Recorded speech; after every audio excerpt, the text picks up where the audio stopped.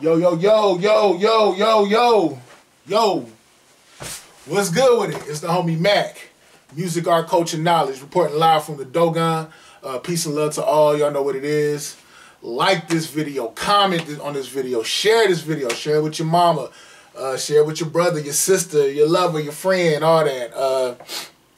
You got time. You got time. I want to send out some, positive energy to everybody, and that everybody staying focused, staying prayerful, meditating to get through this pandemic, because we gonna get through it. In the words of Jadakiss, we gonna make it. I know I use that a lot, but yeah. So this is a session of Mackin with Mack. Oops, jumped the gun.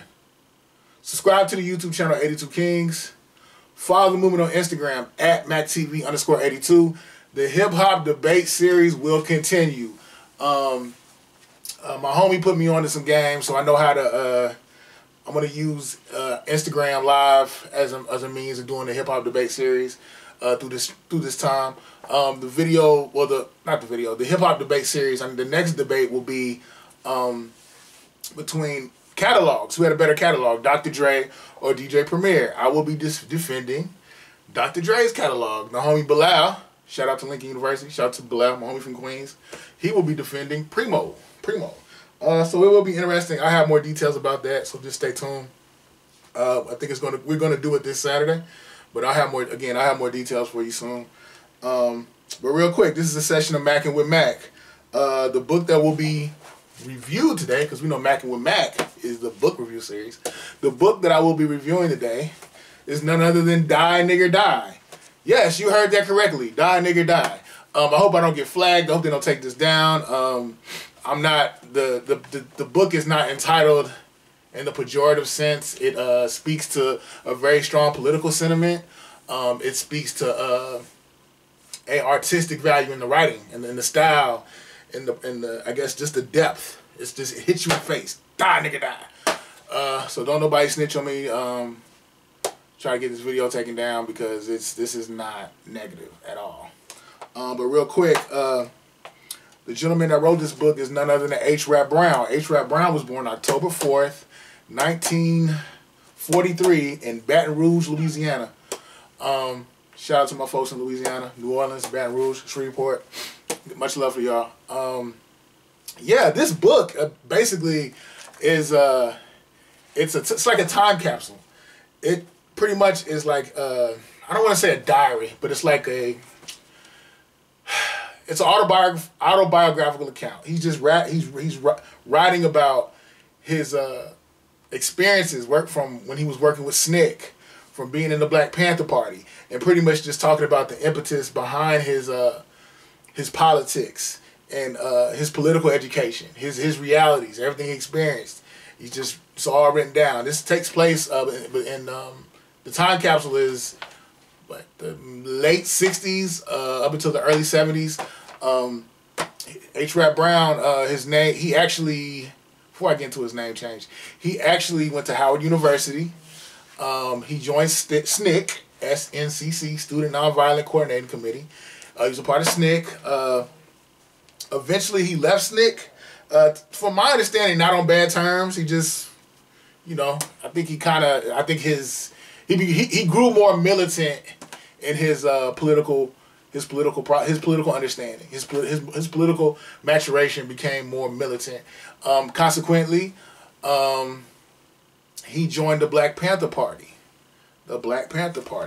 And I would say, like, the impetus behind this book, the overarching theme, is just how black people need to become more and more self-identified, and that America has crafted these institutions that have put us at a bottom caste. These institutions, from school, pop culture, film, media, education, school, government. He actually called America the Fourth Reich, which was pretty intense. But there's a lot of truth to that.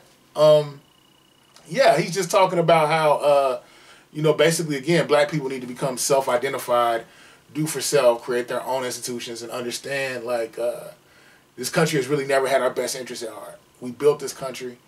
But real quick, Why do you call this book Die, Nigger, Die? I think he pretty much espouses that early on in the book. What did he say? He says, let me get to it. Let me find it. Let me find it. Let me get... Give me 1 second, y'all. I thought I had it. Thought I had it. Let me find it.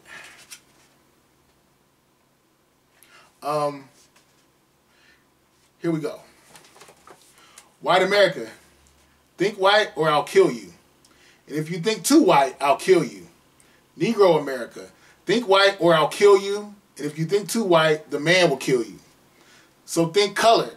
Imitate the white man, but not to perfection in front of him.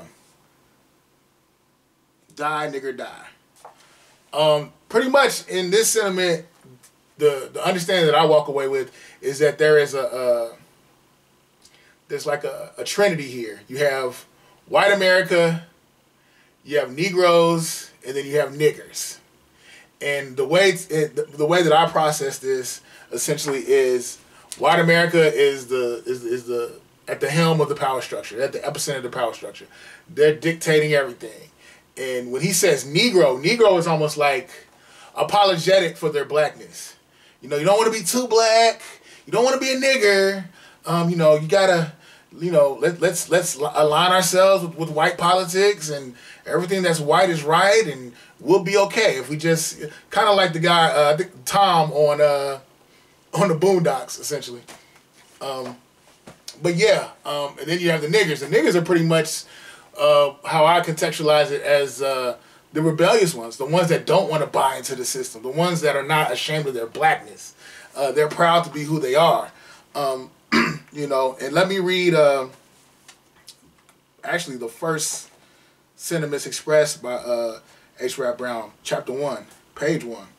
My first contact with white America was marked by her violence.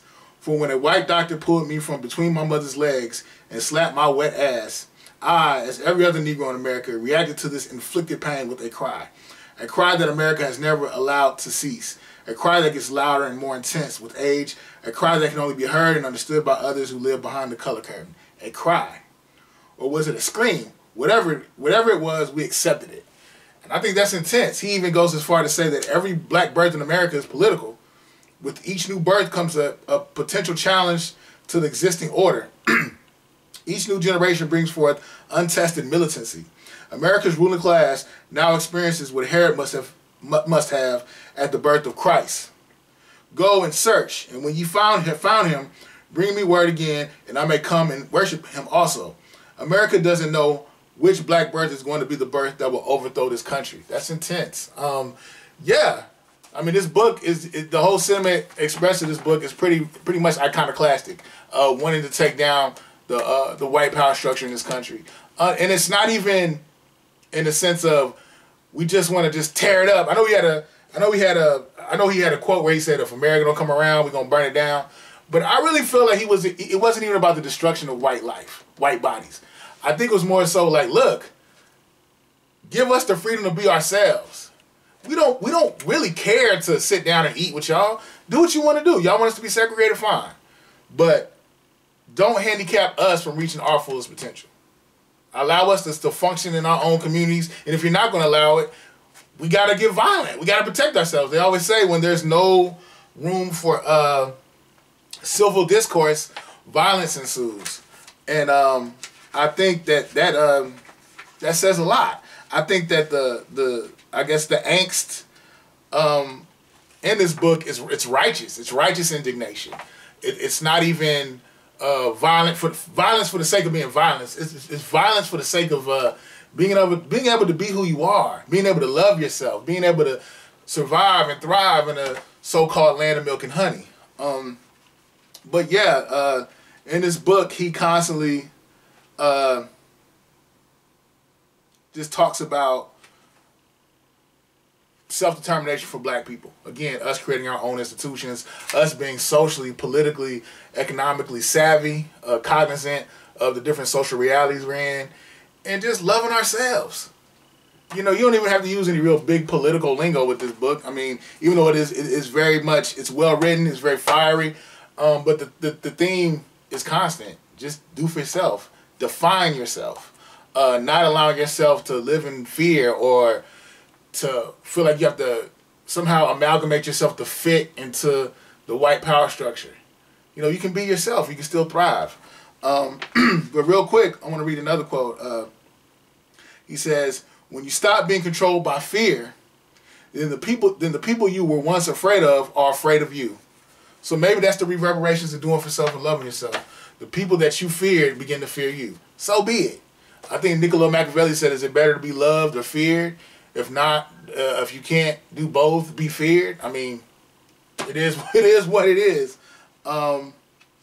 Yeah, this book. I got a lot of quotes in this book. I want to go back to this one. It talks about institutions in America. He says, "All of white America is a structure of an institution that says to black people, 'Nigger, you ain't shit.' All standards of excellence, beauty, efficiency, and civilization are such that any comparison between black and white is designed to favor white and put down black. It is ground into a black person every minute of every day. Whether you're at work or whether you're not or trying to have some fun, it's nigger. You ain't shit. Die, nigger, die." Hence the namesake of this book, more directly. But yeah, this book is great. I think it's compulsory reading for anyone who is I guess a history buff and wants to know more about the political paradigm of the Black Panther Party.